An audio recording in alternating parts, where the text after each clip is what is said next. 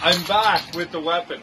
So everyone's making fun of me for drinking these because apparently they're fruity and they're girly. But I just emailed Bud Light, and they said if you want to save your friendship with all your pals, we'll teach you how to make it a manly beer. So what you do, and it's very important that you do this, you have to have a spam key to your keychain, and then you just fucking do this here.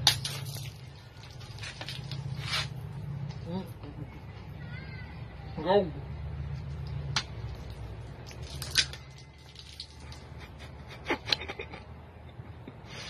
Shotgun, motherfucker.